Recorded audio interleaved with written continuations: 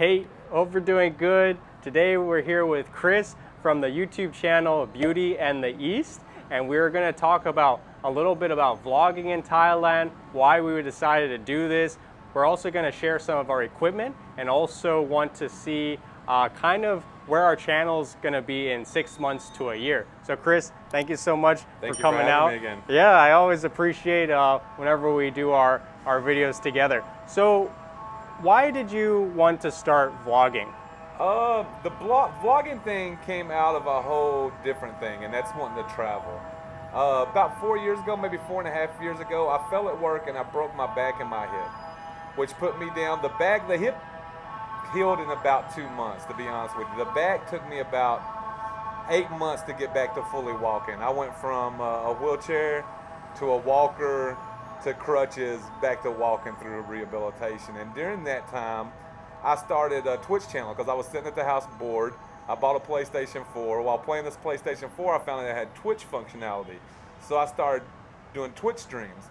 And with Twitch streams, I grew up a pretty good audience who ended up donating money to me and sending me to TwitchCon in California, which I'd never been to California before.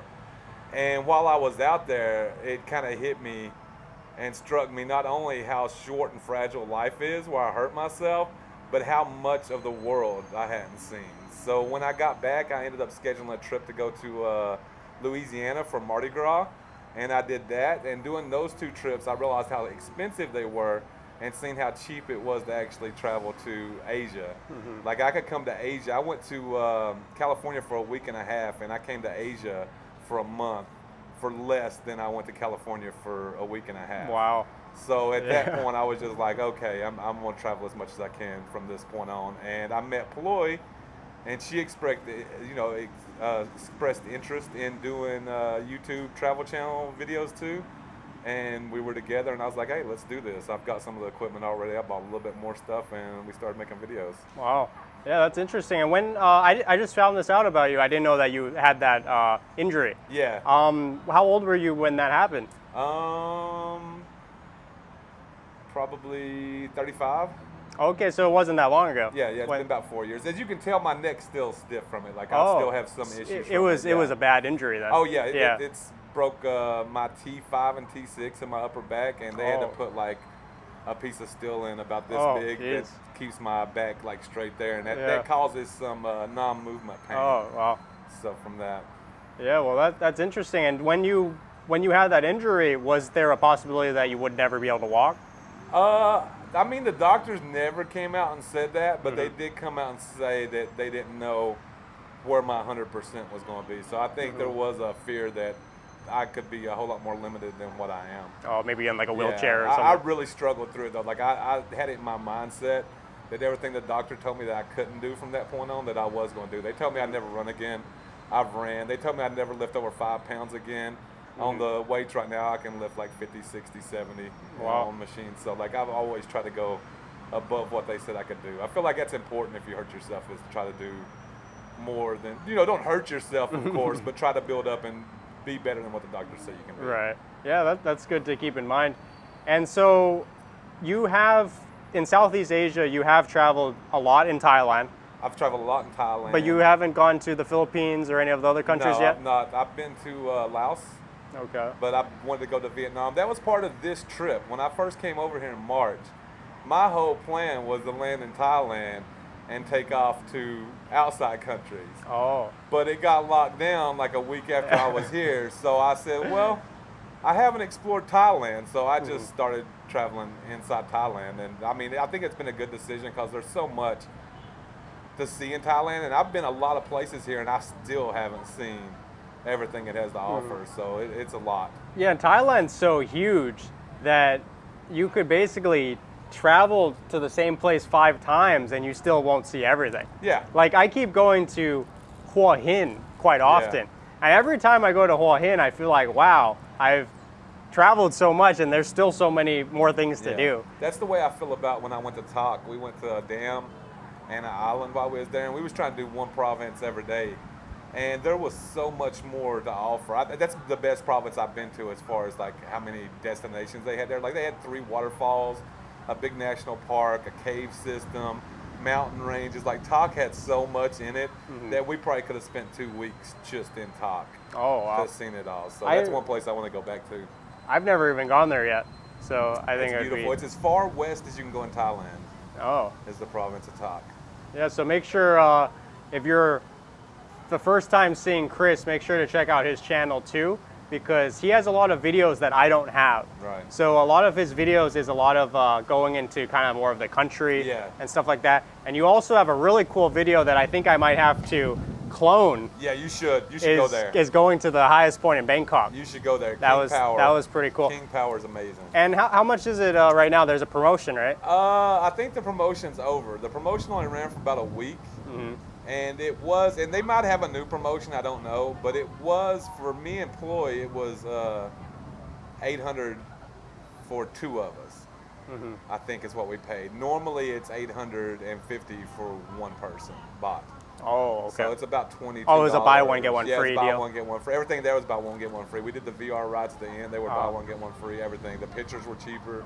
Everything was cheaper when we went, and it's amazing. And I would suggest if you do go during sunset. We couldn't because she has to work in the evening, and we went in the morning time. Yeah. But the best time to go there, from other videos I've seen, sunset's beautiful up there. And when you went, I saw there was like hardly anybody there.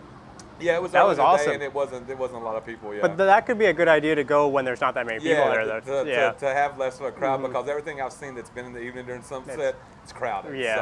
So that depends on what you want out of it. But I would like to see it at sunset. I think that'd be cool to see the sunset too. But I think if I'm gonna go, I'm gonna try to go when there's nobody there. There's nobody there. Yeah, because I think it's gonna be better for the video too. Yeah. Yeah. So let's talk a little bit about equipment. What is your total equipment right now? What do you got? My total equipment is I use a GoPro Hero 7 Black, which is the advanced version of the 7. I use my D3400 camera for all my thumbnails and stuff like that. And I've actually done a little bit of video on it too. It does take live video, but it only takes 15-minute intervals at a time. So you kind of got to make sure you cut it up. But I have used it, and there's certain lighting situations that the D34 works better. Now the downfall of the D34 is the mic sucks. The D34 is a Nikon? Yeah, it's a Nikon D34. Oh, okay. It's got VR. It's got a beautiful picture though. It's better than my GoPro. And then I use my DJI Mavic Air for all the aerial shots I get, which I honestly think is the best part of my videos when I actually incorporate it. The problem with Thailand and Bangkok and a drone in general is a lot of places you need FAA approval to even fly one. Oh, okay. So it's technically completely illegal to fly a drone in Bangkok, which I have in certain places. Like if you go to a park or something, nobody's gonna say nothing.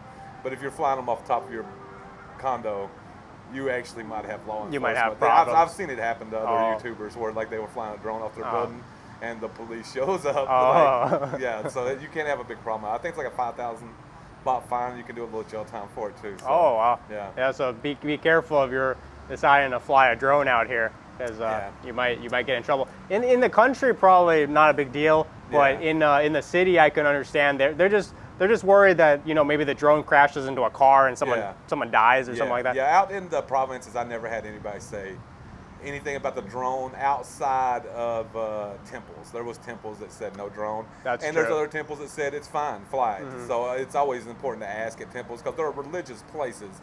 So some places, are going to have an issue with it, and other places will be like, fine, go ahead, fly it. It ain't hurting anything. Yeah, and also at the temples too, I think they try to not have so much footage because they want people to actually go to the temple. Yeah. Right. One little trick I found about that though is with a drone, you can be outside the temple and put it up high enough and fly it toward it and never actually fly into the temple. Like the one with the 5-headed Buddha I did. Oh. That drone footage never was inside the temple. Oh. Instead, I got it up high enough to fly to the edge of the temple and still get good footage of the temple. Yeah. So that might be a loophole there. little trick. Yeah. My equipment right now, I try to travel as light as possible. So I mainly film. I even had some comments about this that people were surprised that I film most of my videos on an iPhone X. Yeah. A lot of people were saying, "Oh wow, I thought you were filming on like a $3,000 camera." Yeah. iPhone is really, really good, and even this. I don't know about the Samsungs, but a lot of Samsung phones are very, very good. Yeah. So if you think that you want to start vlogging and you have to buy a $3,000 camera, that is not true. Start first with your iPhone. or start first with your Samsung phone or whatever you have, and then you can work your way up from there.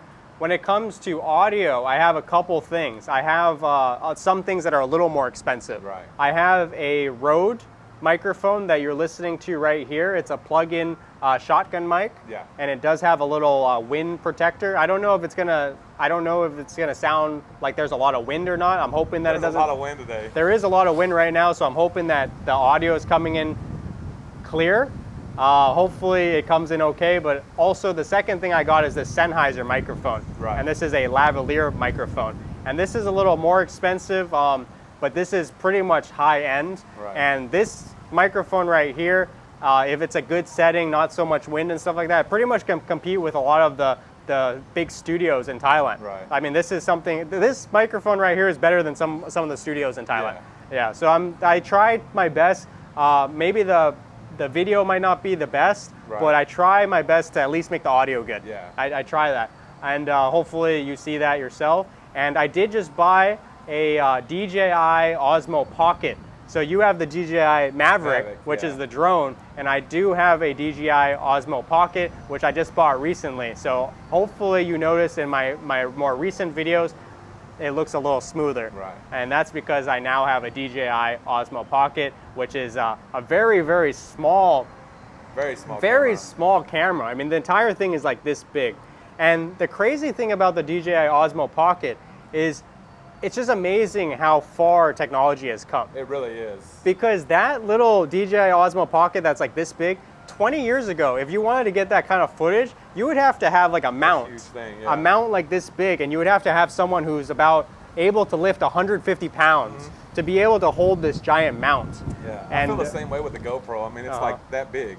Right, right. And you look at old cameras where people are holding them, you know what I mean? And they were getting 360p, and I'm getting 4K footage. Yeah. It's crazy. It's really crazy, and that's why I think now is actually a really good time if you're interested to get into vlogging, whether that be in America or in Southeast Asia or wherever it is. You can really create some beautiful footage with a very small amount of money. Very inexpensive. Very inexpensive setup. I mean, at the very minimum, I think if you have this Rode shotgun plug-in mic, this costs, I think, maybe $80 or something like that, something pretty cheap, and your iPhone. So you could actually get started vlogging with about maybe, I don't know, maybe a $200-300 investment. You could actually have a really good setup.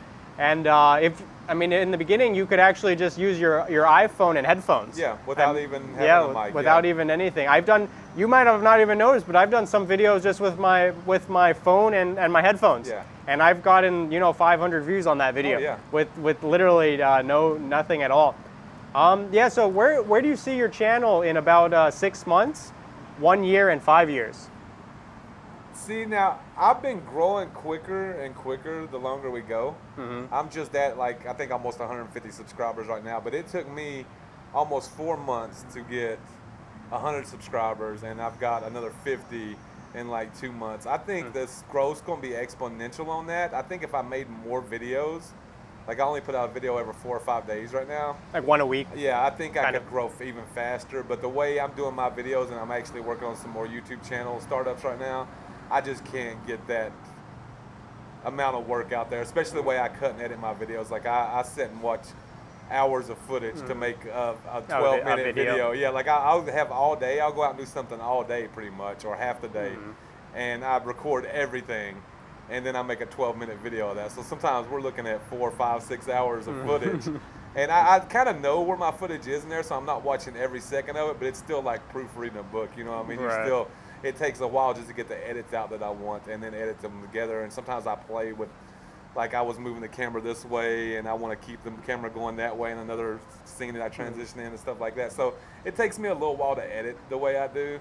And maybe one day I'll release full footage videos later, but I like editing out the most highlighted parts of my videos right now for what I'm doing. Yeah, and I've been a subscriber on your channel for a few months now. Yeah. And I just want to say that I appreciate the amount of effort and time you put into editing the videos. Yeah. Because my videos and your videos are much more, this is just my personal opinion. Right. Your videos are much more, editing-wise, high quality, okay? Yeah. Your videos are very, very cool to watch. You have all these different transitions. You have some drone footage. You have some on-the-ground footage and stuff like that. I'm taking a little bit of a different strategy. Yeah. I am trying to, for the rest of this year, I'm trying to release one video a day. Yeah, so trying to do that. That's a lot of work. Right, but my videos don't really take too long to edit. Yeah. My videos are more like straight through, and I might have some edits here and there, but what I'm trying to do is I'm trying to have basically an encyclopedia of Thailand on my YouTube channel. So I'm going to all these different locations, I'm checking out these condos, and even just random stuff like you'll see tomorrow, well, I don't know when I'm going to be posting this video, but today is what, the 20th? Yeah. Okay, so not today, but tomorrow, I found this bug in Thailand. It's like a little weird spiky caterpillar. Yeah. Right? I didn't know that that thing is poisonous. Oh, really? Yeah. So luckily I didn't touch it or anything like that. But I made a video about that. Yeah. So that was not like something that I wanted to do. It was just happened. it just kind of happened, and I thought that my channel is kind of like that, like more like spontaneous stuff. Right. I saw like noodle soup, $1 noodle soup that I wanted to share. Yeah, stuff like that. And well, that's good information for people when they come to Thailand, because somebody comes to Thailand and wants to try some $1 noodle soup, or even if they want to come to Thailand on a very cheap budget, now they've got a place to eat over here for $1. So if someone comes out to Thailand, you think for like a week, 2 weeks, or a month, what do you think they should have like as a budget? I think, first off, if you're going to come to Thailand from somewhere far away like America, which is like a 26-hour flight, 3 flights that take 26 hours total to get here, I think you should stay for a month if at all possible. 30 I days. realize that some people can't do that, but you can rent a condo here for a month just about as cheap as you can for a week or two. I mean, just based on, like, especially with Airbnb, they give you discounts for staying 30 days, and you can do it as cheap, definitely, as staying 2 weeks. So I think you should try to come a month, because you could stay in Bangkok by itself a month and never see everything that Bangkok has to offer. Now, depending on what you want to do while you're here, like you can live. I added it up the other day. There's $7 and $8 hostels in Bangkok per night. Yeah, per night. Oh, okay. And you can eat literally for $1.50 a day here, or not $1.50 a day, $1.50 a meal, if you go and eat street food. Like I've got pad thai for 40 and 50 baht here, so it's $1.80, something like that. So say $2 a meal, $6, and $8 for the hostel. If you're not doing any activities, you could literally go around the city for that. There's a lot of temples you can go in for free here, parks, all that stuff. If you did all your activities, the free activities, stayed in the hostel, ate cheap street food, that's under $15 a day. You could do it that way, but I would suggest having your flight paid for, having your Airbnb booked, which you can look around and find whatever price and range you want for that. And then I would suggest having, for a month, at least a couple grand. At least a couple grand, just so you could enjoy yourself. That's what I would suggest. Upwards to like $3 grand. Now, if you want to live lavish, you can spend $3 grand. You're gonna live pretty lavishly. Yeah. But I mean, you could do it for more. If you want to eat at big, nice restaurants, stuff like that, I'm sure you could spend 10 grand in a month here if you want to, easily. Yeah. Easily. Yeah, I think at a low end, I would say $1,000. Yeah, you could do a month for a month for $1,000. But you're not going to be living lavishly. You can't go out drinking every night and partying and just go to the best restaurants, stuff like that. But you could do some of it. You could go to a nice restaurant occasionally at $1,000 baht or $1,000 for the month. Right. $1,000 US for the month. That's 30,000 baht approximately. So the way that you would have to do that is you would have to rent like maybe a 10,000 baht a month. Condo, right? And that would be like 1/3 of your budget gone right there. Yeah. On top of that, you would have to pretty much take public transportation. Yeah. So the MRT, the BTS, the train, or what is that called? The buses, the Songtao, all those transportations. And then you would pretty much have to just have street food. Yeah. I mean, you would have to do street food. And you might be able to drink a little bit, but it'd probably have to be like at Khao San. Yeah. And you just have like beers and stuff like that. You wouldn't be having like, Now, whiskeys and stuff like that's going to cost you a lot more. That's usually 180, 250 baht per drink when you go into the mixed drinks or whiskey shots. Yeah, and you wouldn't be able to have like rooftop nights and stuff like that. No. Now let's say $2,000 a month, right? Let's say you had you would have 2,000 baht or 60,000 baht, right? You could live pretty good for your Really month good. here. And then if you go to 100,000 baht, which is 3,000 US dollars, I mean, you could pretty much do whatever you want. Yeah, you could party as much as you want to. You could eat where you want to. You could see what you want to and do, and ride in grabs and taxis if you want to, which I go against anyway. I actually have the money to take grabs and taxis everywhere, but I found if you're in Bangkok, it's a whole lot faster to take the train. Sometimes like 80% faster. Like it'll take you 20% of the time to take the train to a destination than a grab or a cab, because you'll be sitting for an hour in traffic. Well, you see, even what's that? You see those photos online of even Keanu Reeves takes the subway. Yeah. Because he probably doesn't care about the cost. He cares about how quick he's gonna do. Yeah. Time's money, man. Yeah. Your time is very valuable. Especially if you're going a far distance. Yeah. Like if you're going from like a far distance in Bangkok and there's big traffic, you could be stuck in traffic for 2 hours. Yeah. I mean, it's really bad. It's bad, yeah. Yeah. So sometimes at night when it gets later, like 10 o'clock, 10 p.m. and later, I'll get a grab or a taxi just because I can get somewhere really quick then. But anytime from like 11 o'clock a.m. to like 8 o'clock p.m., I don't get in a cab or a taxi. I just don't do it. I don't want to be in traffic. I don't want to do it. Yeah. So we kind of forgot to answer the question, but like so in 6 months, where do you see your channel? Not talking about the other channels, just the Beauty in the East channel. In 6 months, I hope I still have footage to put up on it, to be honest, for Beauty in the East, because like my visa runs out September 26th, so I'm going to go home. Oh, I didn't know that. September 26th, yeah. August, September. That's only next month? Yeah. Oh. I have no choice. I can't leave the country to re-up my visa. I can't go to the embassy to re-up my visa, and I just have to. I have to go back home for a while. They won't, you can't do an extension or anything? The only way you can do an extension, which I've read on the website, is if you can prove that you can't get a flight back to your country, which I can get a flight back to my country right now. Okay. And you couldn't just like go to Myanmar and come back? I don't think you can get outside the country right now and get back. I don't know. Yeah, you can get out of Thailand. But you can't come back. In Thailand. Oh, and you're an American. Yeah. So that's going to be even harder. Yeah. America right now is one of those hard countries. Yeah. Yeah, that's too bad. I thought you were able to stay at least another 6 months. No. But so you think that you're going to, so right now you probably have to shoot as much footage as you possibly can. That's exactly what I'm doing. I'm shooting every day, something new every day, and I'm just stockpiling footage. So I'm still only releasing every 4 or 5 days a new video, but I'm stockpiling footage. Like right now, currently I have 7 videos on the shelf that haven't been published yet. So I just published a video like yesterday, so like I got 7 videos, and I'm making one today, one tomorrow, and one Sunday. And then we're going beach hopping for 7 days, so I'm gonna get 7 to 10 videos out of that. Oh, Poy's gonna take a whole week off, huh? And then I'm coming back, and I'm gonna do the same thing up until the 26th. Up until my leave date, I'm trying to shoot a video every day. As long as I feel good that day, I'm gonna go out and shoot a video somewhere. So you could really, in the next month, you could have enough footage for the next 6 months. Yeah, I'll at least in a way, I'll at least have 3.5 to 4 months of footage to keep me going. But I don't know when I'll be able to come back, man. The way the situation is right now, it might be. Who knows, man? It could be next fall before I can come back. I don't know. I have no clue.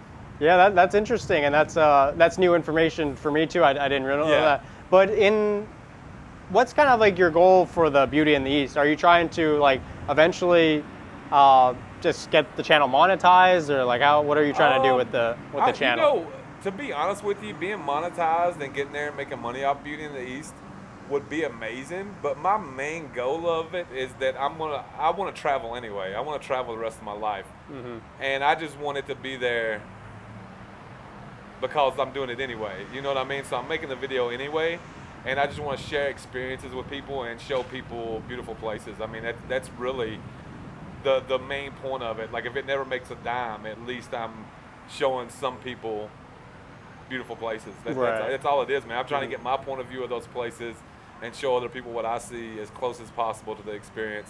And if it never does anything other than that, I've been successful because I'm traveling anyways. So it really don't. My goal would be to get it monetized to make money off of it and let it help sustain my lifestyle. But even if it don't, I'm doing other things to make money, and I don't care. I'm gonna travel anyway. So I feel you. You know. Yeah, it's also nice too because you kind of have that video footage. So if you're looking 5-10 years from now, you're like, wow, that was a great trip. Yeah, you got the memories too. That was a good time. It's beautiful. Although it's a win-win-win-win in my opinion. Yeah, and you know, I felt, not to get like deep or sentimental or anything like that, but there's a guy, I don't know if you know him, his name is Kev in Thailand. No, I've never heard of it. Okay, so Kev in Thailand is, I didn't know him either. I didn't know him personally, but I've seen some of his videos. Right. And one thing that I thought was kind of like deep in a little bit, Kev passed away about 3 to 6 months ago. Okay. And one thing that I thought was kind of cool is that even though he's not here, his videos are still helping people. Yeah, he still lives on with Right. His videos are still helping people. So I thought that was kind of cool. And that's kind of how I see my channel too, is like, yes, do I want to make money on my YouTube channel? Yes, the answer is yes. But also I want to be able to document Thailand. I want to be able to help people who are interested in moving to Thailand. Right. And if and when my channel gets monetized, you should see it as every single view, every single cent, every single dollar that I make from the channel, I'm pretty much going to take that and put it back into the channel. Keep the channel running. Right. That's the same with me. Like everything that if I made money from it, it's just going to continue my travels and let me travel to that many more places, and it's going to be just more content. I mean, that's all it is. I live very. What's the word when you live simply? I don't buy expensive clothes. You live very frugally. Yeah, I don't have a super nice car. I've got a Hyundai Legacy. You know what I mean? I don't live lavish, so I can travel. You know what I mean? Because really, like, what is that? What is a Gucci shirt? You know what I mean? To me, a Gucci shirt's a month in Thailand. Yeah, you know? I mean, really like, $1,000. You know, or a pair of the nicest shoes out there. That's 2 weeks in Vietnam. You know what I mean? Like, I would rather my life be experiences than possessions at this point. I used to be completely opposite. When I was younger, I thought clothes and all that. The same. That was the best thing ever. I see life completely differently now, though. If I can live as cheap as possible and travel now, I think I'll die happy. Did your lifestyle change after your accident, or was it before that that you started? My lifestyle changed after my accident, but not that way. That way, I was probably 25, 26 years old when I started living frugally. I didn't start living frugally because of traveling, but I just started seeing how useless some of that stuff was. Like a $5 Walmart shirt was just as good as a $60 name brand shirt. In most cases, I have had a few name brand clothes that lasted for years and years and years and years, but on the 9 out of 10 times, the $5 Walmart shirt lasted just as long as a name brand shirt, and it does the same thing. I mean, I don't understand paying more for it when you can use that money for something more productive. So what made you, because I want to share my story too, but what made you realize that material things are just a waste of time? I don't know what actually kicked me over to that. I think it's just age and wisdom, just seeing that everything's kind of temporary anyway. Oh, yeah. So, like, if you can, I think I just seen that the most important thing was your memories, like your experiences and what you actually live in life rather than having things. And living life costs money too.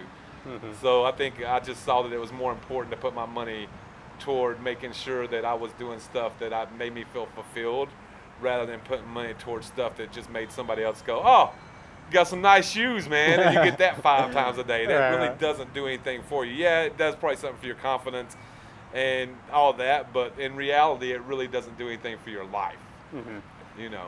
Yeah, and I kind of had something similar happen to me, and I used to be most people probably don't know this about me, but I used to be a real estate agent out in Las Vegas, and the real estate industry is pretty much filled with materialistic stuff. Oh, sure, yeah. Yeah, so like most people, when you're in the office, they're like, oh, look at this new car I bought. Like it's constantly like, you know, oh, look at this new watch I bought. And one thing that I noticed is like, as my income started going up, my expenses started going up. Yeah. And then at the time, I ended up having a really nice car. I had a really nice watch, and I was living in a very big place. Yeah. And I noticed that as all this stuff started accumulating and I started moving up and up and up as my income and my house got bigger and stuff like that, I realized I started to get more and more like sad. Yeah. Like I actually was thinking about writing a book about this. I was gonna write a book about something that has to do with the bigger the house, the more depressed, or something like that. Because I noticed that like when I was in a 1-bedroom condo, compared to when I was in this, I was staying in a 2,300 square foot house, all by myself. Well, I think what it is there though is, see, you were doing that and you had all this stuff, but you were trapped. Right. And now you don't have the big house, you don't have the nice car, but you're free. Right, So right. that's a big difference, man. Being free to do what you want every day and being trapped to somewhere for 8 to 10 to 12 hours a day is a huge difference. And not everybody can do that, Yeah. but that's what I strive for. I'll never, when I hurt myself on the job.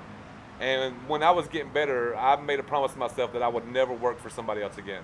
Right. You were trying Like to be self-sufficient. I just made that promise to myself. I said I'm never. It was just because of the way I got treated out of it. Like they didn't want to pay to help for the accident and stuff like that. I did end up getting a little settlement from them, but for my injuries, which are lifelong, it was nothing, Julian. Like it was nothing. I feel you. And when that happened to me, and I seen how people really value their employees, I was like, I would never. And I've kept that promise to myself so far for 5 years now. Work for another person. Like from now on, I make my money myself. Yeah, and I feel like that's a really good thing to know is that there is companies out there who treat their employees like family. Yeah. There are companies like that, but for the most part, I would say probably not. Yeah, you're just a number. You're just a punch card number. You're just a number, and they're willing to replace you. If you're no longer used to them, they'll replace you, and they won't even bat an eye. Oh, yeah. You could be working for a company for 10 years, and then they could just say, hey, one day you're too old. Yeah. Whatever, they might make any excuse. Yeah, you're done. When they did that to me, they got rid of me from that because I was still going through rehabilitation and stuff like that. And they said they'd have a job for me when I got better, but they waited till about 6 months into it and told me to come back to work. And I still wasn't. I was still on crutches, man. Oh yeah. I had to have another surgery after that for the same injury. Yeah. And they told me to come back to work or lose my job, and I couldn't. And they fired me. I mean, just like that, and it's really sad. And I wanted to share this, both of our stories, because you can get out of the rat race way sooner. Yeah, you can break those chains. But you have to lower your expenses. Yeah. And that might not be possible for everyone. If you have like a wife and kids and stuff like that, we understand that might not be possible for you. But if you are a single person and you want to start traveling, and this doesn't mean that you have to quit your job and travel forever. No. Even just a month or 2 or 3 months of just clearing your mind and traveling, most people would love to do that. Oh, yeah. Even just 2 weeks out of the year or a month out of the year, you just go traveling. It's possible. Oh, yeah, it's very possible. All you got to do is look at what you really need and what you don't. I mean, like if you're eating steak dinners and eating out every meal or eating out even 1 out of 3 times a day, then make a bologna sandwich instead of eating out that time, or eat some ramen noodles or something. You can always drop your cost of living. I mean, almost everybody in the United States has a cell phone. Right. I'm not saying you don't need it, but do you need it? You know what I mean? As your person, that's something to look at. Do I need this expense? Do I need that expense? Maybe you're taking Ubers everywhere and you don't need that expense and you've got train system. Right. Take the train instead. You can always save money. And I feel like also in America, you can always make money. Like people don't want to believe that. I've had resistance from saying that in public forums, but it's true. You can make money in the United States if you want to. I make money in the United States just by going to Goodwill and buying items for $1 or $2 and coming back home and selling them on eBay, sometimes up to $50 and $60 for one item. So I make $58 off one item buying it from Goodwill. You got to know what to buy, and you got to build up that knowledge, but it's there. The money's there to make. Right. And the last question that I want to ask you is, if someone wants to come out to Thailand full time, like let's say they want to move from America to Thailand, what's the minimum amount that you think they should have monthly income coming in? Like I said, you can do it extremely cheap if you don't care what you're doing. Like if you want to live super frugally, you can do it cheap. Go ahead and take that $15 times it by 30, and that's your answer for as cheap as you can do it. It's not going to be a good life, though. I would suggest having, and a lot of people say a higher number than me, but I literally spend $1,000 to $1,200 a month here, and that's renting my own condo. I'm paying electric, I'm paying for internet, and I'm traveling, and I spend $1,200 a month. So I think minimum $1,200. I think $1,200, but I think most people, I've noticed, especially with like retirees pushing back on that question, probably $2,000 for somebody that's retired, has medical expenses and stuff like that. You're probably going to want a little bit more because you're not going to have insurance here, things along those lines. You probably have to pay for your transportation to the doctor and back and stuff like that. And also you got to factor in border runs and things like that if you're living here completely full time. Like it's going to cost you some money It's going to cost about 45 to 50 bucks for a plane ride to Vietnam and back, or wherever you decide to go, Laos or whatever. Which you can drive it or take the bus a little cheaper, but that is going to cost some money, and plus it costs 2,000 or 3,000 baht just to renew them and things like that. So it's going to cost a little bit just for doing stuff like that full time. I feel you. Yeah, so definitely keep that in mind. I would say probably a minimum about $1,000 a month, and that's, you're not going to live lavishly. No, you're going to have a small studio. You're going to have a small studio condo. Yeah. You're going to eat street food. You're going to take public transportation. You're not going to be able to go on vacations. Right. You're pretty much just going to have to stay there. And if you want to live really good, I would say probably 3,000. Yeah, I would say 3,000 would be a great 3,000 would life. be good. And if you're an older person, like 50 to 65, and you're looking to retire out here in Thailand, I think it's mandatory that you have at least 65,000 baht coming in for the retirement visa. Yeah, you have to have, I think it might be more than that, mightn't it? Last time I checked, it was 65. Yeah. So you're looking at a little over $2,000 just in retirement funds. Or I think there's a bank account number that you can have too. Like you can have so much in the bank, but I don't know what that is. Yeah, I think it's like you have to have whatever you don't have in monthly income, you have to make up with. Yeah. I think it might be like 1 million baht or 800,000 baht or something like that. Yeah. So thank you so much for watching this video. Make sure to give it a like, and also check out Chris's channel, Beauty in the East. I'll leave it in the comment in the description below. He has a lot of good videos about Thailand, and I'm very impressed about that video that you just made where you went to the highest point. Thank you. That's a great place. I thought that was really cool. And so make sure to check Chris out. And Chris, do you have any last words you want to leave our viewers? No, just keep watching Julian, guys. Peace. Okay, bye-bye.